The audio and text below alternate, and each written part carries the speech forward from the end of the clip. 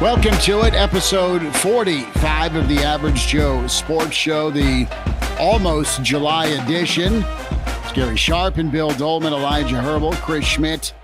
Make sure you like and subscribe to the Average Joe Sports Show. Do it on YouTube and the Spotify and iTunes channels as well, the platforms for the audio portion of the podcast at the AJS Sports Pod, where you find us on Twitter as well. Guys, it's been a while. What are we talking here? How long? Feels like a month. I don't know that it's been quite a month.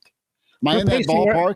We're pacing ourselves through the summer before we go to the whip when football season rolls around. So that's a T-shirt or something. Go to the whip. Yeah, we'll go to the whip once football season rolls around, and people they'll know where we are and how often. But right now, just kind of easing through the summertime. Doleman, you're down in SEC/Florida State country, it looks like. I have been down in the SEC country for quite a while now, and at some point I will make it back toward Nebraska. But it's been a long road trip, let's just say. Well, for the first time in maybe months, you are missing out on great weather in Nebraska right now. It's fantastic. As we record this on a Sunday night, we're talking high 70s. I think it barely touched 80 degrees today. Like, just absolutely fantastic weather. Looks like more of the same for the 4th of July week, aside from maybe a little bit of rain. But whatever. I was trolling to find someone to golf with, and a lot of my dads that I know from all over the years of baseball and whatnot, they're like, well, got yard work. Oh, we're doing that. There's some of them are still playing baseball. So, yeah, I've been a pile of crap today, but it's been awesome. and no reason for it. I behaved this weekend. So, quick takeaway, Ken Schmidt, when he gets ready to retire, Elijah Herbel may be the guy to replace him. Yeah, there you go. On the weather there.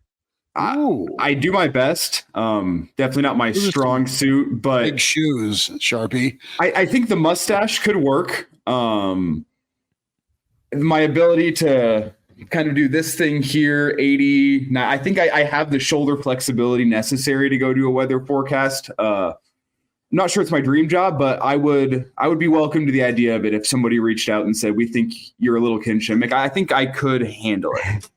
We've got to get old Shimmy on because he was a proud member of many tailgates with Billy D and Sharpie back in the day. Yeah.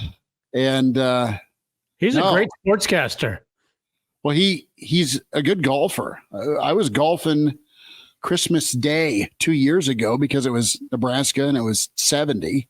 And he was the he and Deb were in front of me and my friend. It's like, don't hit into us, and I know you're not trying to.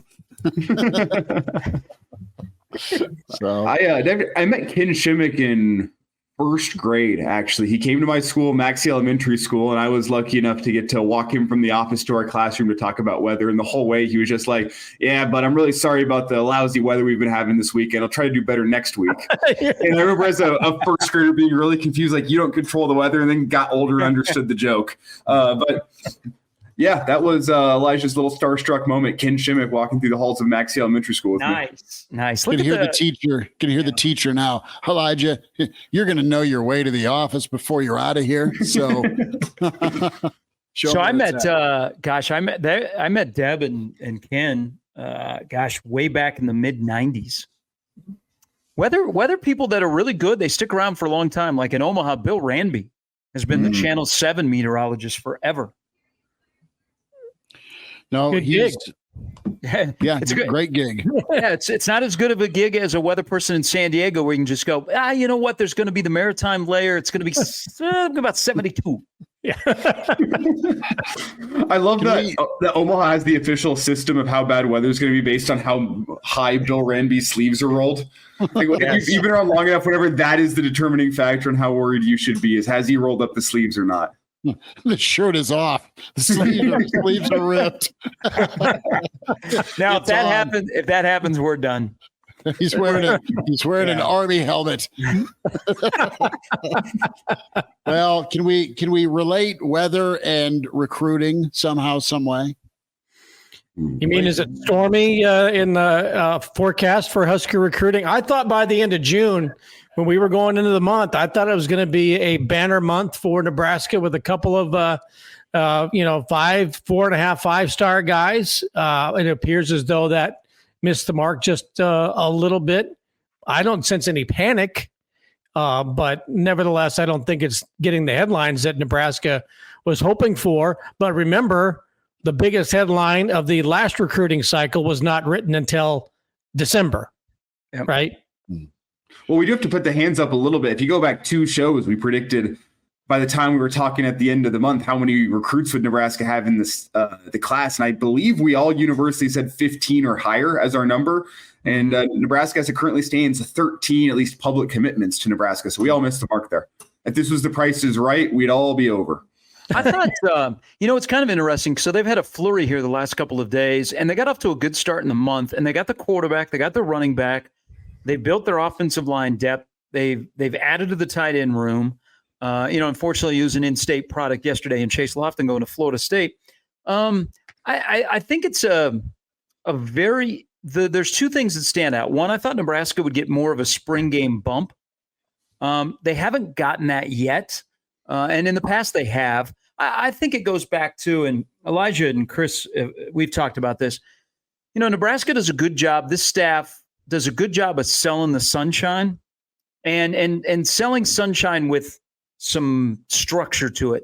Now it has to shift to selling success, because if you do look at some of the players that Nebraska has swung for and they've lost to other programs, those programs are winning.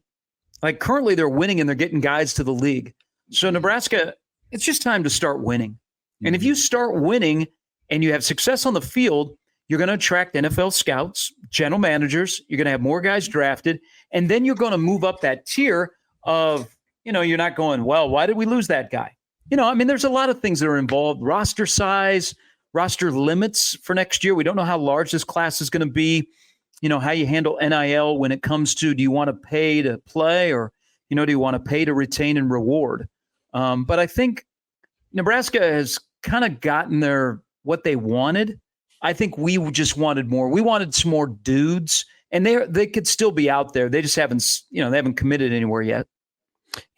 Also, when you hear the news of commitments of guys who are going elsewhere, and while I think most of them probably end up honoring that commitment, it's almost like when that commitment is made, then the Bill Ranby sleeves go up, and it's like, okay, now we know that he's going to XYZU. Now what can we do to get him to flip, right?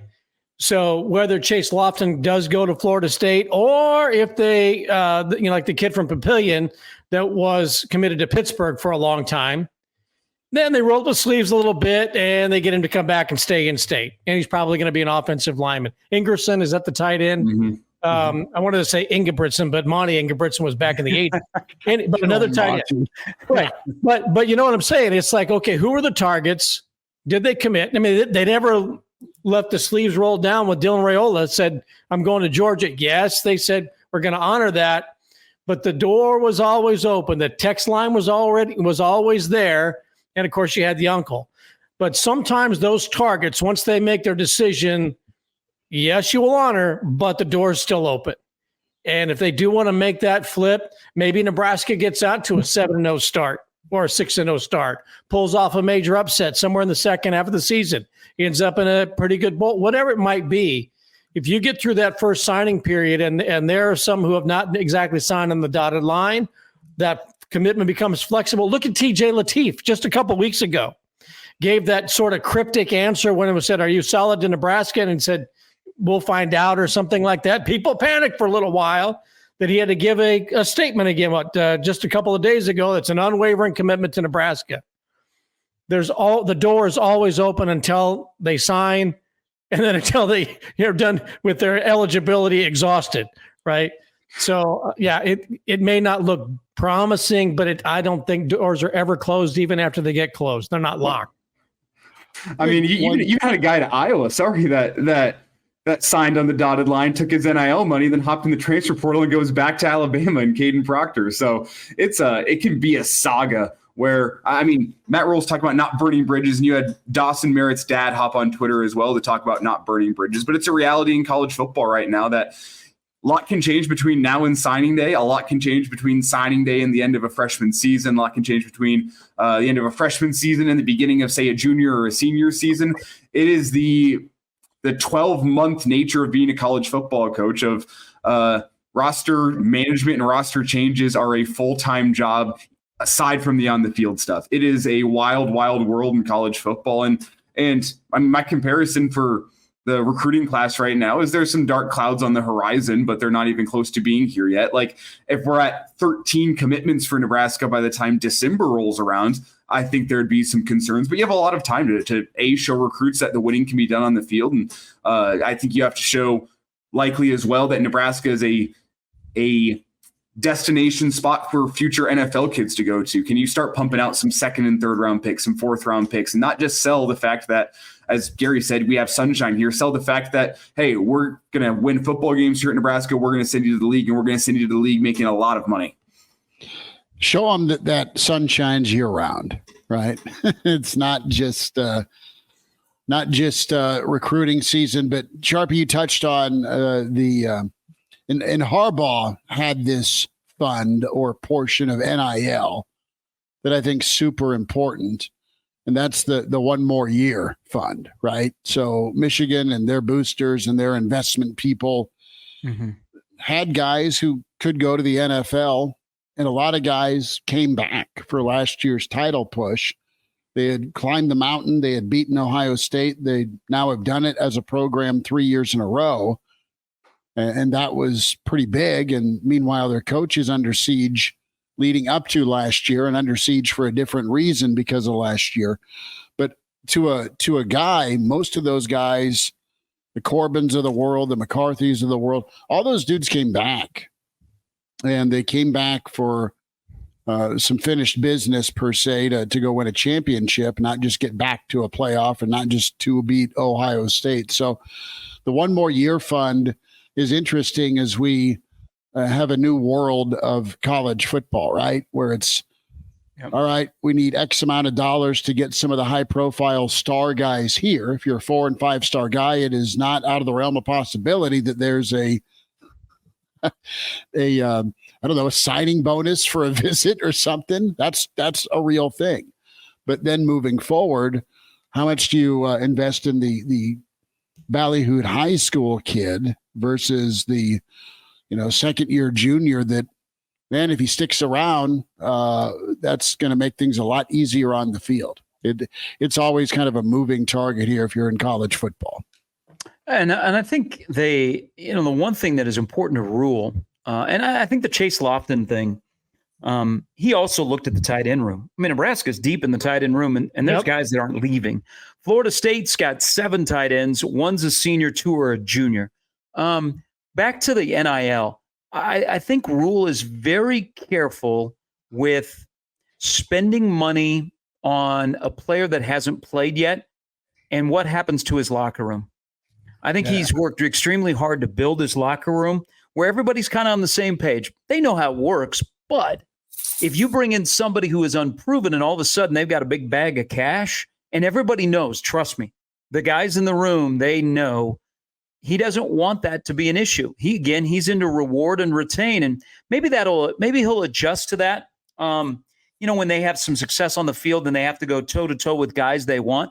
But right now, he's not playing that game while the Oregons and the Ohio States and the Georgias and the Alabamas and the Michigans are all playing that game. But they can play that game against each other because they have success.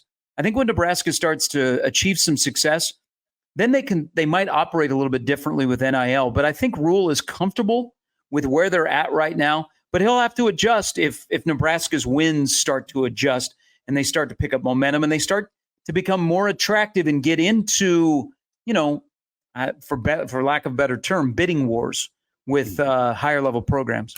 Do you think that Jeff Sims is a part of that conversation for why about taking care of the players that you have as opposed to the shiny new object in the transfer portal. You think that's part of the reason, or is that just his coaching philosophy, his coaching style, and Jeff Sims was the exception to the rule? I don't know. That's a good question. They may have learned from their experience with Jeff Sims, evaluation, bringing him into this situation, the whole NIL. I have to think about that. That's a great question, Elijah. Evaluation and valuation, and I'm sure Lincoln businesses have also done their due diligence on valuations of unproven players. Right, amigo? No. Wow. Or Dakota's Crawford. What's the ROI on some of that? And at a place like Nebraska, that's really pretty visible. Yeah. And in LA, if you got you got an NIL deal someplace, you can probably get lost in all the glitz and the glam of Southern California, and maybe people don't know so much about it, but you got a prominent NIL deal, and if it's not going well, it's a black eye in the business too, and they're going to be a little gun shy about it.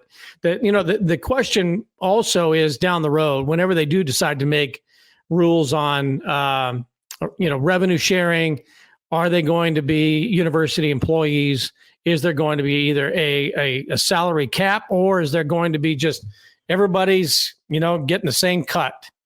And however many guys are on the roster, everybody's getting the same amount of money. And it's going to be up to those guys and their people to go out and secure whatever deal they can get. And at that point, it's not on Matt Rhule to see how they are going to share the revenue with the players in the locker room. It's up to the players themselves to go out and get their deals. And so it's not necessarily the fairness of the coaching staff. Mm-hmm. It's the market that's going to bear who has the most and the biggest happy meal in the locker room. It's Bill Doleman, Gary Sharp, Elijah Herbel, Chris Schmidt, the Average Joe Sports Show, episode 45 at AJ Sports Pod. Follow on Twitter and can find us on YouTube, the Average Joe Sports Show. And make sure you like and subscribe, Spotify and iTunes, and, of course, on the YouTube channel. So recruiting on our mind as Nebraska up to 13 commits. You've got Torres, a kid out of St. Louis High. Guys of a certain age remember that and remember it pretty fondly, Sharpie and Bill, with a guy named Riola from St. Louis High about 1997 or 1998. This big old offensive lineman. I kind of like Nebraska going back to it, of course. There's been a lot of talent from that region. Coach Dottie Riola didn't go to that same high school, but Caniana Torres, the number 3 center in all of the land, has played some offensive tackle, but really good pickup for the Big Red. And they're using some of that Polynesian connection between Tapau now and Torres fellas to bolster that offensive line room. Ideally, I want to start with you, Gary. What's the number for offensive and defensive line this 2025 class? What do you think? They've got 3 in the offensive line. They have 2 on the defensive line. When we talk Sledge and Simpson, do we go as high as 4 on each? Do you want a full line, 4 and 5 total and 9 invested on the offensive line? I think if you can go, if you can get, I would say between 8 and 10 in this class for offensive line and defensive line. My biggest concern is, have any of you guys eaten at How Zit Hawaiian Barbecue? No, that one. No, I haven't made it there. Okay, so I was Googling the best Polynesian restaurants in Lincoln, and that's what came up. I don't know if that's a good thing or not. I will say this. I'm glad you brought up the name Riola. It's huge on the island. I mean, that's 2 straight years Nebraska's gone into Hawaii and got the number 1 player. And back in the day, Nebraska had a Polynesian connection. It wasn't just Riola. It was Finodi, even Billy Waldrop. But Nebraska had a nice little pipeline where there was some trust sending guys all the way over to the States and in the middle of America. That's a reason why up and down the West Coast, the Polynesians, they like that because they're still close to home, and probably there has been a relative or a classmate that has gone and played at those respective schools. So if Nebraska can get into Hawaii and do that, and especially with linemen, because there have been more positives than negatives about Polynesians that have come to Nebraska and worked out. But to your point about how many do you want, I think 8 to 10 on both sides of the ball. We don't know, is this class going to be 18 to 20? Nebraska's they've got 80 true freshmen or redshirt freshmen, scholarship and walk-on guys. Colorado has 77 total players on the roster. So Nebraska probably also doesn't know how big the class is going to be. And also, if all of a sudden there's roster limitations, what does that do to Nebraska's roster? So I think there's a lot of things in factor when they look at recruiting. But, man, I say get a quarterback every year, get your running back every year, get a dude that can catch the ball, get a dude that can knock the ball away, and then go and build your trenches. And so that's why probably 8 to 10 is the likely number. Did I hear Matt Rhule say in I don't know if it was his last press conference, the one before, that they're doing away with scholarship limits? I mean, it's you can fund a walk-on now and not have to burn a scholarship with the right NIL war chest. I thought I'd heard him say, well, they're going to, and it was almost in passing, well, they're going to do away with scholarship limits. And I think that, I think we all agree there's going to be a roster limit in whatever the college NFL is going to look like down the road. And I think that's going to be a phased process. It might be, rosters are north of 150 in some programs. I think Nebraska is probably touching too. So it may be a deal where they say, all right, by the end of the 2025 campaign, rosters need to be under 150. I think it's going to be a slow phase. And then you're going to get to maybe, 135 and down to perhaps 120. I don't think you're going to go below 100 in the college game, but I think it's going to be maybe a 5-year phase from north of 150 down to about 120. So what the concern is right now in terms of how many you take, I could be reading it completely wrong, and they're going to go cold turkey and say, we're going like the NFL, and it's going to be 85 or 100, and you got to figure it out by 2025. Maybe that happens, but I don't think they'd have to necessarily this particular year have to be set on a smaller number. I have a real problem with this move mirroring the NFL. And I know you've got Title IX compliance, and I know that you're funding a lot. But in the world of college football, despite it feeling more pro with money, you're still taking young kids and they're not finished. They're not a finished product. Keep my college football at a high level versus throwing kids out there that aren't ready because they haven't had time to develop because, well, we've got to have roster limits now. Don't thin it out to the point where Matt Rhule can't practice like he wants to practice. I hope we don't go there.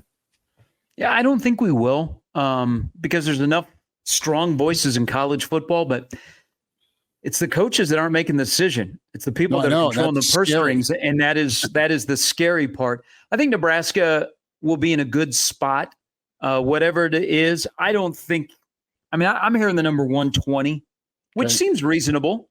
Mm-hmm. I mean, that seems you would have 35 non-scholarship players on your roster. That's enough to run a program. And look at nowadays, there are not as many rosters in college football that fill their full 85 as you would think. I mean, there was one year, one of LSU's best years, I remember Les Miles saying they only had 68 guys on scholarship. So they had 17 unused scholarships back in the day. I couldn't imagine that at Nebraska.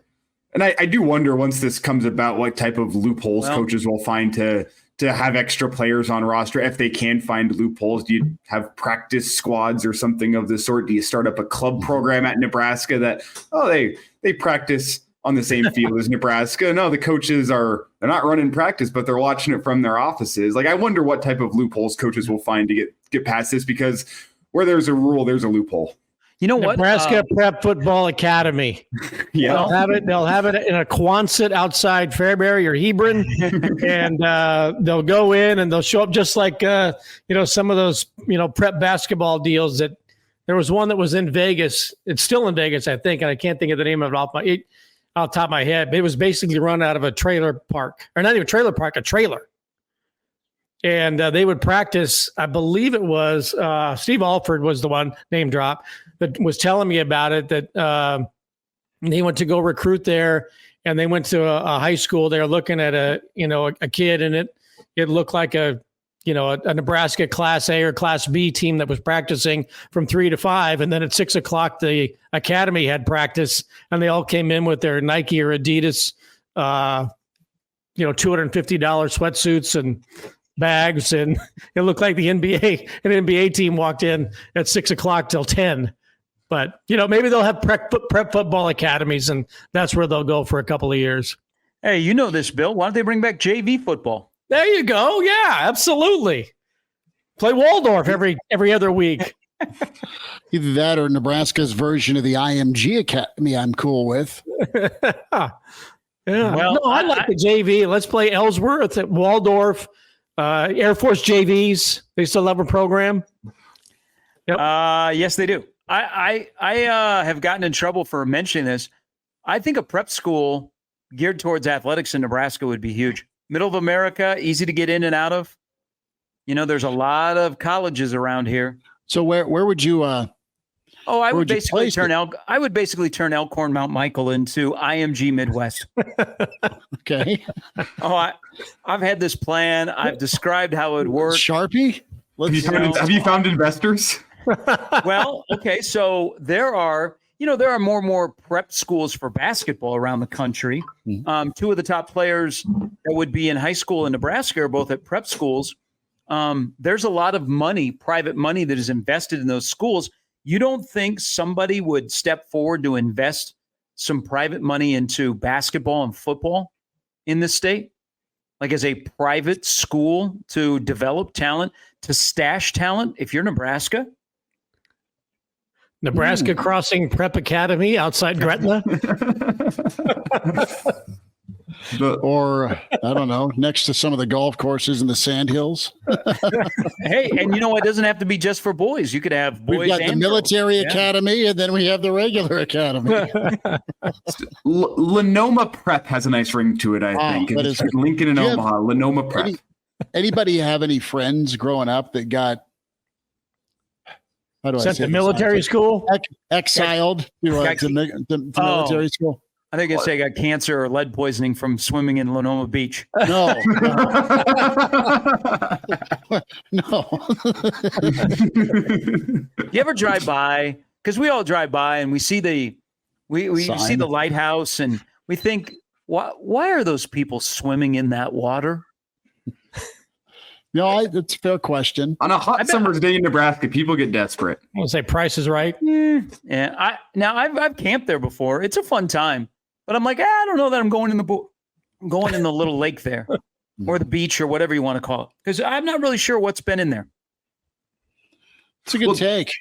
Well, to get back to the question about military school, no, Schmidt, no friends sent off to military school, but we did have IMG Academy come in and poach Brock Bando from us sophomore year of high school. That's true. Yeah.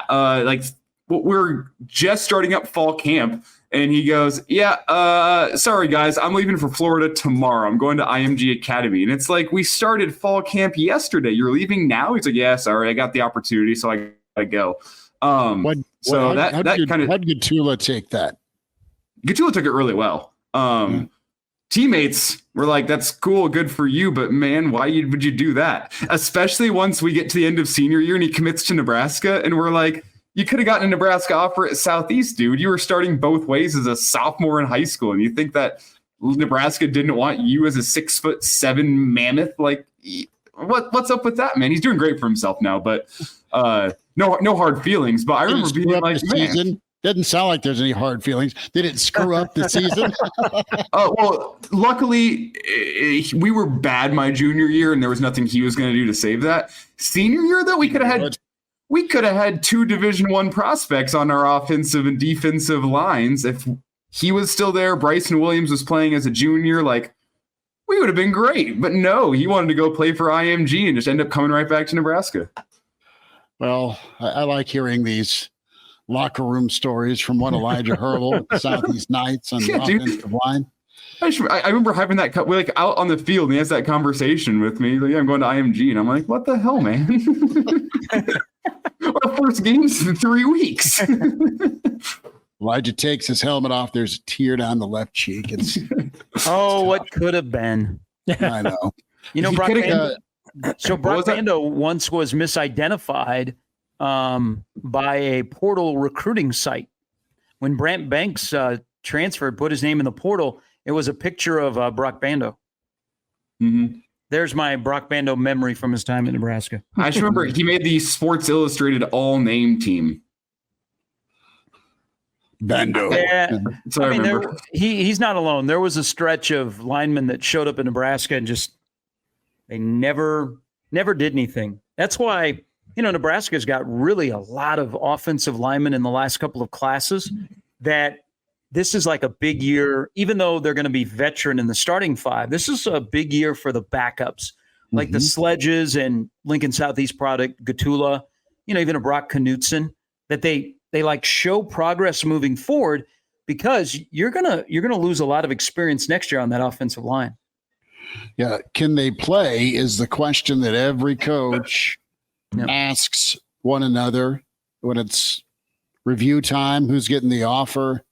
And I like this kid. We're going to go with this offer better than X, Y, or Z.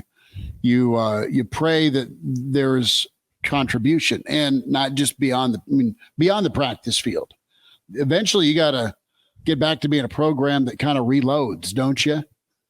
Versus replace and hope it goes okay. And for years, it's been good to have several sets of eyes on the offensive line. One of the rules passed this week was the coach communication part, the analysts being able to coach here moving forward. And I think Rhule will use that at an effective level for the secondary and the offensive line.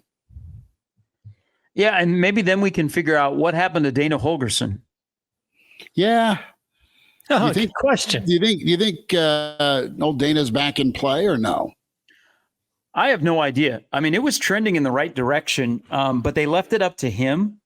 And he said, I just want to take some time off to, you know, kind of take a step back after Houston, and then I'll let you know. And he was supposed to let him know in February. I think he's going to sit the year out from football. Yeah. You know, and I don't think, you know, Nebraska's already got a pretty good collection of analysts that are on staff that have been pretty active in helping where they can. So you might see, you know, more of those guys. I don't know. There does become a point of, you know, diminished returns when you have that many coaches that could be involved on the field. Like if you're one of the full-time guys, I mean, how are you feeling? I mean, does it take a little off your plate? Yeah. But, you know, how do you divvy it up where you don't have somebody that's stepping in that goes, oh man, this is my ticket to get a full-time job. Get the heck out the way, Mr. Offensive Line Coach. This is my show. You don't want that. Didn't the NCAA rule that there is now an unlimited number of coaches that can be on staff? Yeah, whatever you want to spend, dude. I thought, you know, that rule was going to come down that, okay, analysts could now have much more of a coaching role. You know, we hear so much about analysts the last couple of years, you know, in one, you know, there's one offense and one defense. And a lot of staffs have some pretty good minds who have been head coaches elsewhere. And now they're on staff as an analyst. Paul Chryst down at Texas, for example, is an analyst. And I thought the NCAA was going to just rule that, yes, analysts can now have an on-field coaching role. But the edict comes down that you can have as many coaches as you want. To me, is mind-boggling. For that very reason, which voice is the one that you now listen to? And does one kid decide as part of his package that I'll come to this school, but you need to bring this coach with, you know, I've got this personal coach. I've got this academy coach, my high school coach, is this going to be, you know, Danny bringing Ed to KU, the Mannings?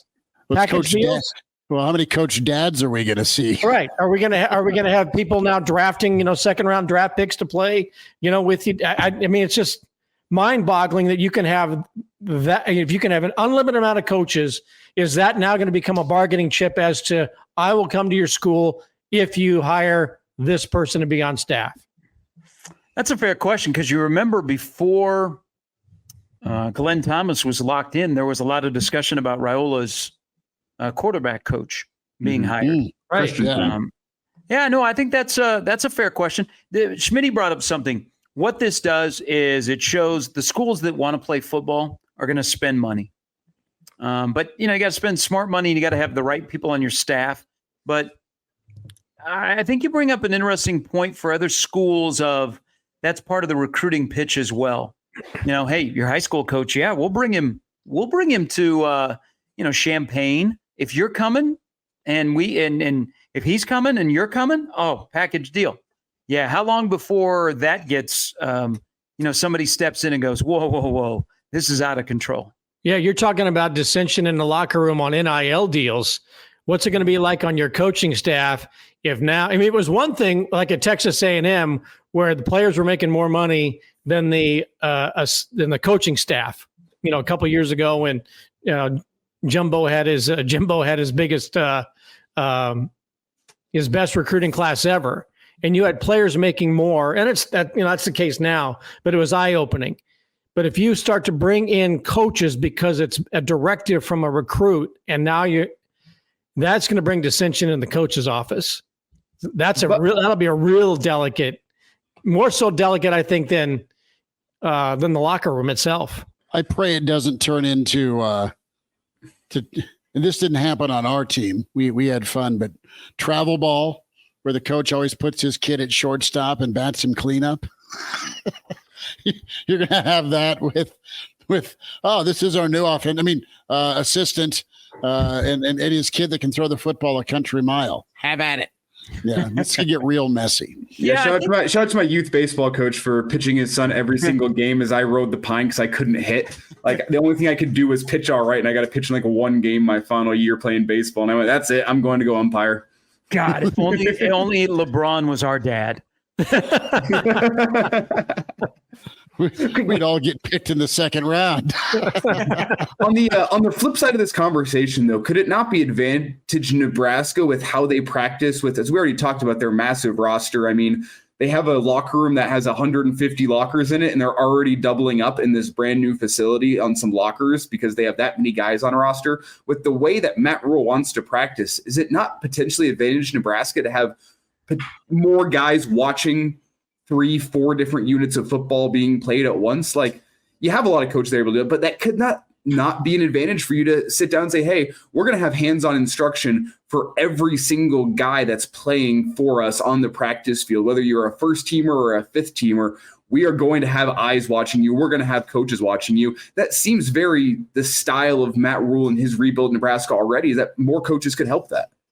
It's big, and listen, Rhule runs a tight ship. He's the boss, so it's not going to get messy. It's not going to be disorganized. There's always going to be some sort of purpose. There'll be some sort of purpose. Whoever's involved is there to further the program, further the talent, develop, right? It's about the athlete experience. Guys, I want to get a quick take here on Sierra Wright transferring into Nebraska. High-level talent out of high school from USC, has played a lot of football, and Matt Rhule was open to that addition because of what they need, and yet he's not closing the door on all those kids that are freshmen or redshirt freshmen at corner or safety. But Sharpie, a big get for Nebraska because of the upside, and this might be a Tommy Hill 2.0 situation when you get the most out of that talent, and Nebraska's hoping so anyway. With as good as Wright's pedigree was coming into the college level. Yeah, first of all, I like the fact that Rhule doesn't close up shop. Like, okay, our roster is set. He's always be adding, and they've done. They've added a couple of guys of late, whether it be a quarterback, at place kicker, or now at cornerback, where there's really no downside.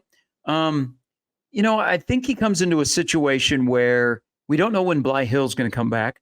But don't forget, they've moved to Hartzog cornerback. You got Charles, you got Boodle. So it's not like he's going to come in and he's going to start. Competition is great. It's kind of like what Hoiberg has done out of the portal, where he added guys that have Big Ten experience. Well, Wright shows up and he's got some experience playing college football at USC.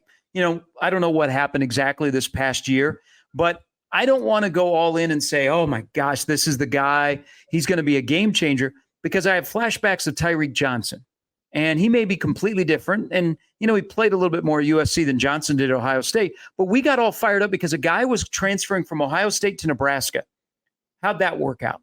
So I just want to caution people, USC to Nebraska, even with playing time, don't think he's going to come in and be better than Tommy Hill, or he might not even be better than the three I mentioned, but he gives Nebraska options. And I think Rhule learned a lesson last year with this roster, and not his fault. You've got to have options. It's a long season. Guys get beat up.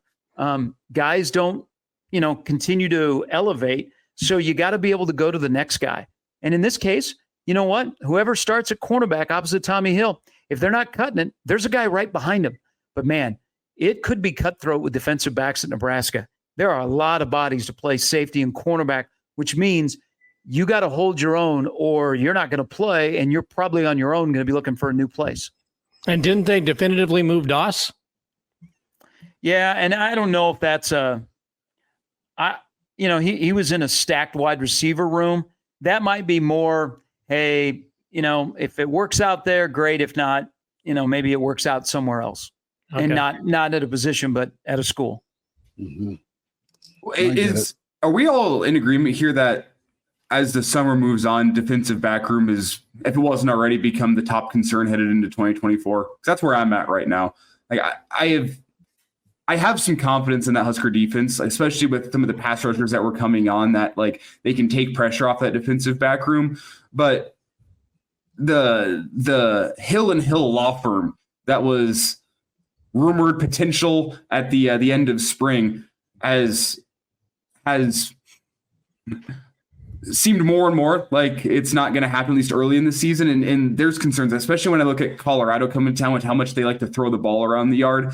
I don't think that defensive back room is a place where you want to have question marks. And that's where we're at right now. We have a defensive back room with question marks. You have a spot opposite Tommy Hill that's a question mark. I think. Yeah. Gifford and Singleton will be fine. Yeah. I think your safeties are fine. You just got to find that other guy that is absolutely going to get picked on. And can you find somebody in there that handles it? Meanwhile, go ahead. No, go ahead, Schmidt.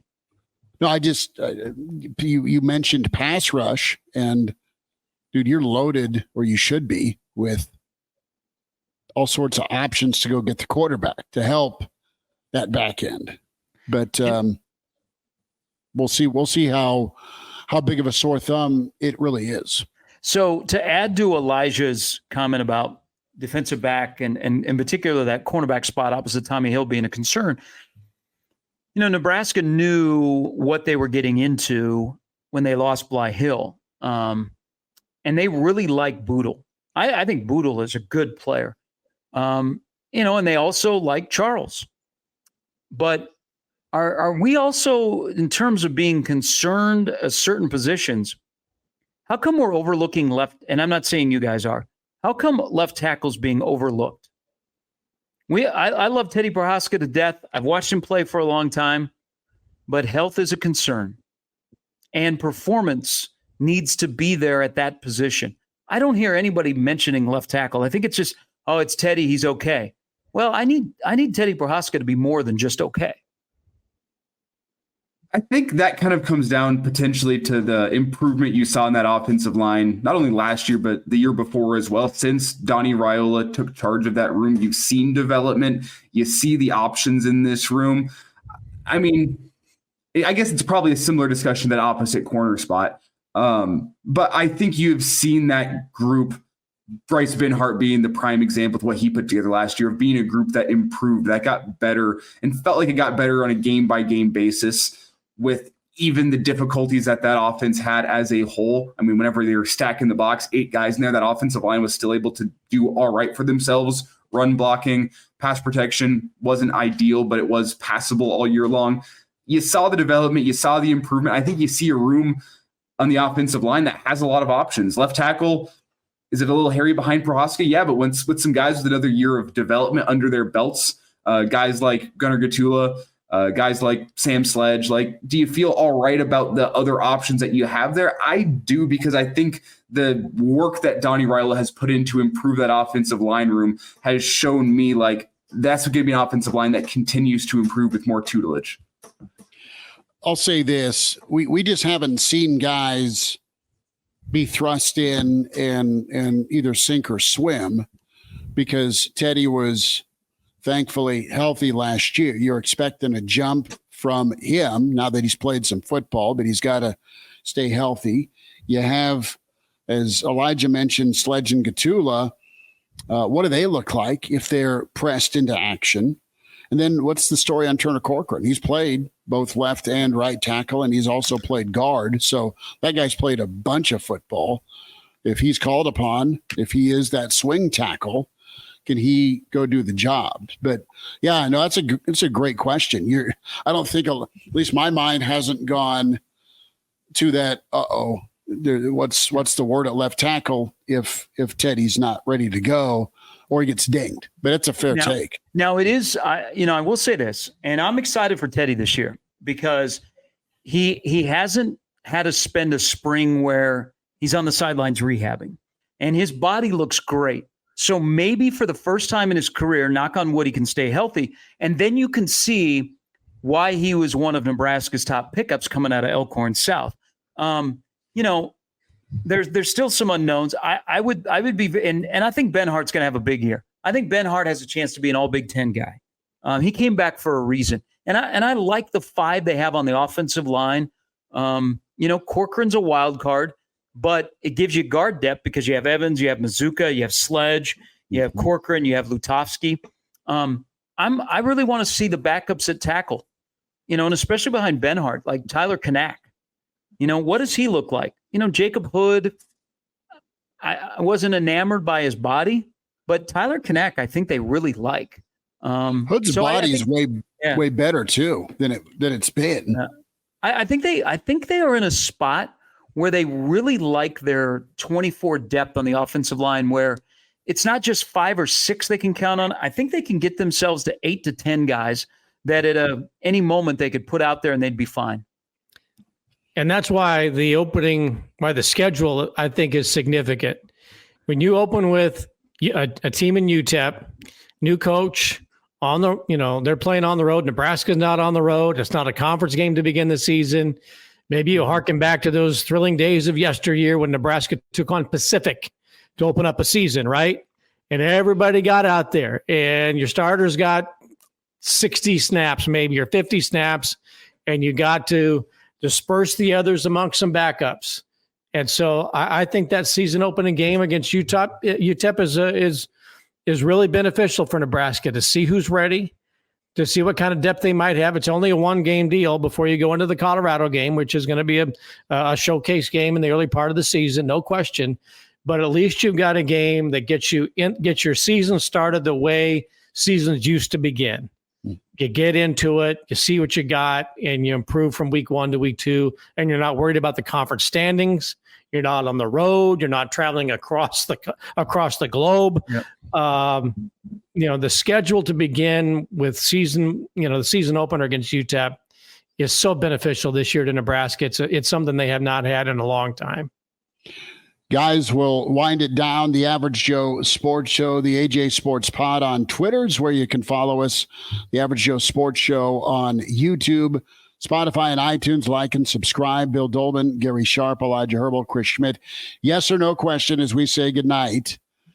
Are we going to be hunkered down for the 4th of July in a spot that resembles Beirut in the late 70s, or is it going to be a kind of a chill, relaxed vibe as we get into the holiday?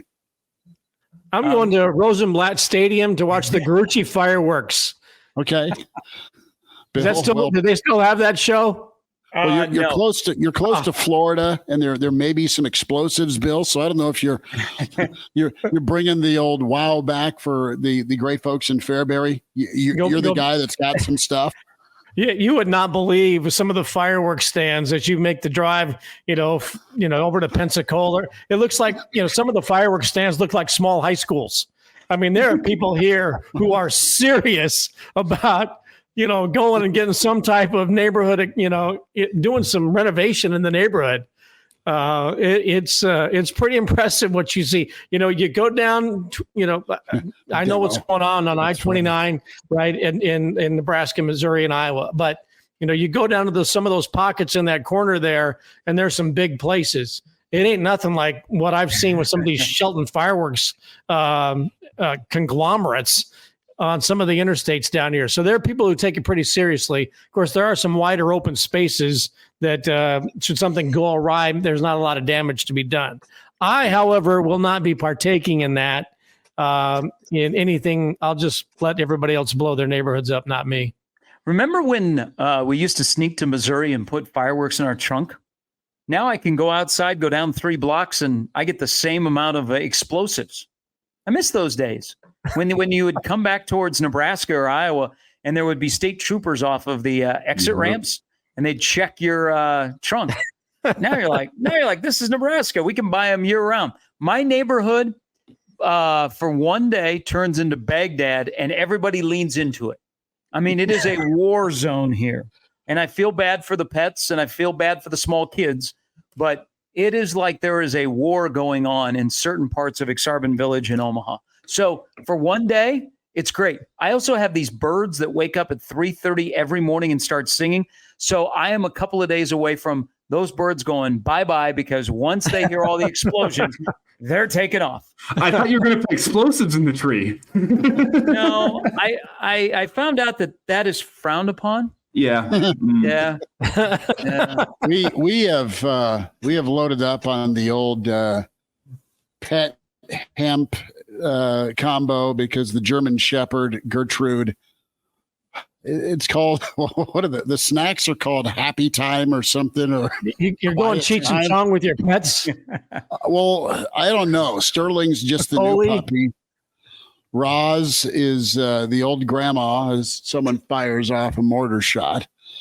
And then the German goes nuts historically. So we're going to put on the TV. We're going to put on a rain sound, and it's an unfinished area you guys have been over before, where they get to live. And yeah, dude, her tongue's going to be hanging on. She's going to be huffing and puffing no matter how much medicine she gets. I just hope it's a little bit easier on her this year. A little whiskey in the water. She likes, if I don't have my whiskey up here, she'll drink it. So yeah, she's could work. Yeah. So your dogs are going to go Snoop Dogg literally. They are.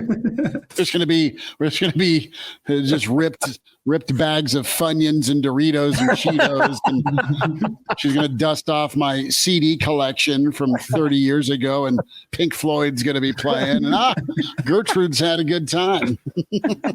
Gary, you said you feel bad for the dogs and the small children. I don't. Wow. Ruthless. Oh my! It's the 4th of July. This is my favorite holiday of the year. I am going to spend too much money. I'm going to blow things up. Hopefully not my fingers. It's a miracle I've made it 25 years with all 10 digits still with how I treat the 4th of July. Thank God for that. I guess I shouldn't be counting my chickens for their hatch, because we're almost there. But that being said, I don't feel bad for the dogs. I don't feel bad for the children. This is America. If you don't like the 4th of July, if you don't like it, you can go live somewhere else. Like